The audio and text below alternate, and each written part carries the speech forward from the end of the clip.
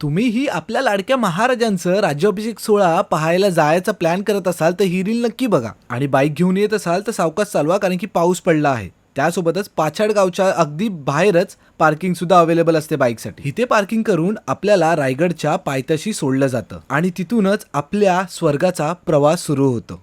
हा दिवस तुम्ही कधी विसरणार नाही. स्वर्गाच्या प्रवासाच्या पहिली पायरीची सुरुवात नाणे दरवाजापासून होते. तिथे आपल्याला पाणी वाटलं जातं. पाण्याची बॉटल गडावरती नाही तर गडाच्या खालती सुद्धा स्वतः घेऊन यायची. आणि जर कोणी वयस्कर जाताना दिसत असेल त्यांना नक्की मदत करा. 2 ते 3 तासानंतरलाच आपण महादरवाजाच्या इथे पोहोचतो. थोडा अजून चालल्यानंतरला शिरकाई देवीचं एक मंदिर लागेल, तिथे दर्शन घ्या. त्यानंतरला महाराजांच्या दरबारात गेल्यावरती तुम्हाला समजेल त्या काळी दरबार कसा साजला असेल, कसा सजवला असेल ते तुम्हाला समजेल. चारी दिशेला मावळ्याने गजबजून भरलेला आपला रायगड दिसतो. पायऱ्या चढताना डोळ्यात एक पाणी येतं, जणू प्रत्येक पायरी शिवबाची आठवण देतं. मावळ्यांच्या घामाने ओली झालेली ती माती, त्या मातीतूनच उगम पावली एक वाघाची छाती.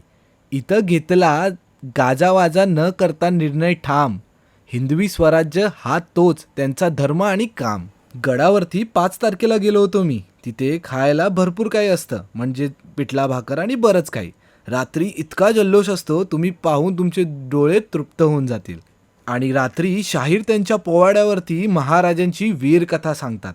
तुम्ही हा क्षण जर मिस केलात ना, सगळं काही मिस कराल. 5 तारखेला तर तुम्ही येत असाल तर टेंट नाही तर गोधडी घेऊन या, कारण की भरपूर थंडी असते गडावरती. दुसऱ्या दिवशी पहाटे तोफेची सलामी देऊन महाराजांची पालखी निघते जगदीश्वर मंदिराकडे. मनापासून एक गोष्ट बोलायची आहे. बा रायगडा, तू पर्वत आहेस पण जिवंत आत्मा आहेस. शिवरायांचं गर्वाचं घर आहेस तू, महाराष्ट्राचं मान आहेस तू. तुझपाशी आलो की मन वागतं, छाती फुलते, कारण इथं इतिहास वाचला नाही जात, तो जागतो आणि बोलतो.